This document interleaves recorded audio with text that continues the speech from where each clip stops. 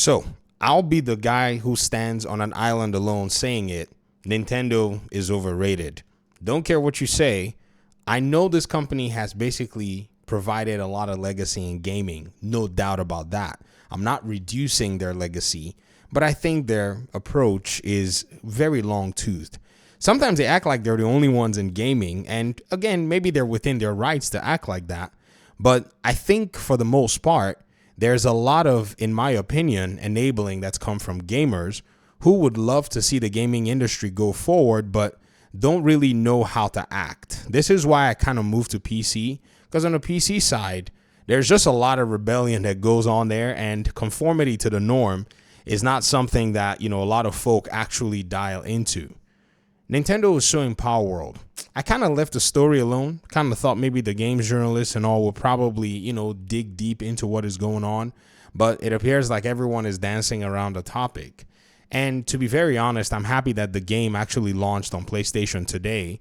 You guys understand and you guys know, not a big fan of exclusivity, but for the Xbox side, I think it was more that Xbox allowed for early access. Nintendo didn't. I said Nintendo. PlayStation does not usually go that route. And I think Nintendo sees this company as a threat. And to be honest, some people have shown some images and I looked and I'm like, whoa, those images look really close. However, I think this is a lawsuit that's probably going to drag on. And I hope that the lawsuit actually drags out. Now, this is going to be financially heavy on Pocket Pal, the company themselves. But I would love for this to actually be a lesson for everybody to see that many fans who eventually loved Palworld that came from the Nintendo side were looking at it and saying, man, this game has a lot of things that a lot of Pokemon players have been asking for. And instead of them to focus on actually making a better Pokemon game, they're over here trying to sue this company.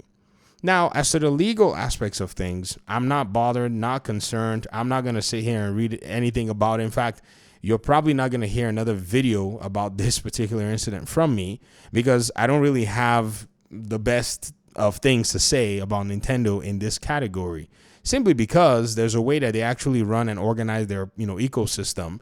As much as people may say, well, it's good for the platform and all that, I think it's still crap at the end of the day. And you honestly don't want to hear from me because PlayStation fanboys, you think I could be upsetting? Wait till you hear my thoughts on Nintendo and then you'll be like, oh my gosh. But I'm just in a position where I'm looking at this as very unfair.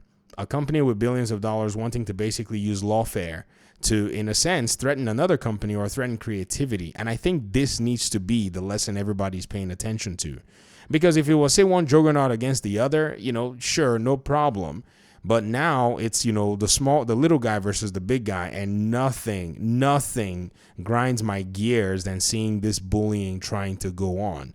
Because again, this is a company that we know will not, waste time to wield the legal hammer, even in some of the most mundane aspects that they possibly can.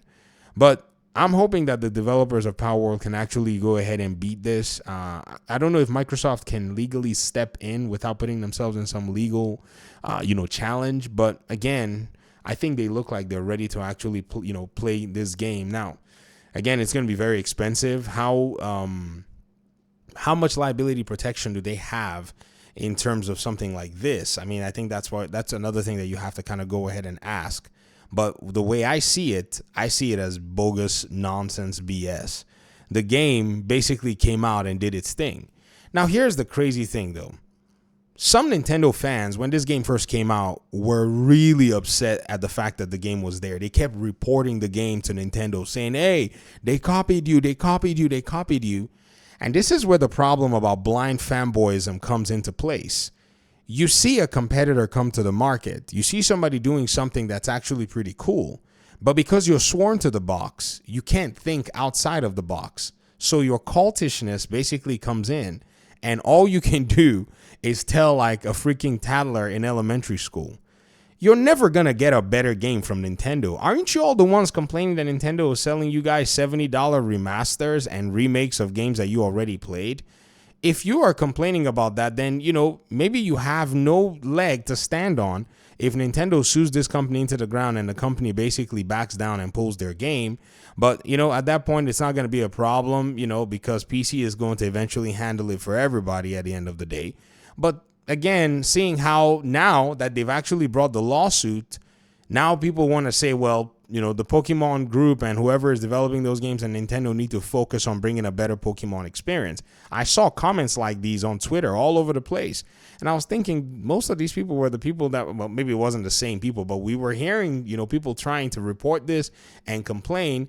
That was the time that these conversations, I can't even speak, should have been had within these communities about what in the world is going on here? Why are people upset that a new contender has come on the, market with something that does provide some, a fun experience for other gamers, with respect to having that, particular mechanic or whatever it is that players like about it.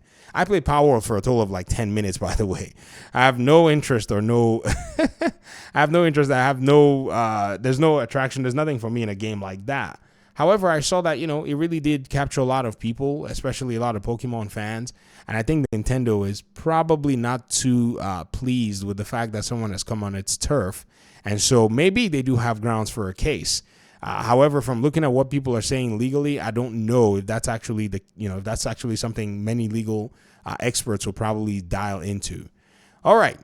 I'm going to let this play out, but I thought seeing it come out on PlayStation today was a catalyst to finally make my video, because I was like, this is good. There's more availability for more people to be able to play the game. I would hope that they're able to get the game on the Nintendo Switch and they win this lawsuit so that, it's basically something that they put on Nintendo's face. You guys forget Nintendo, man.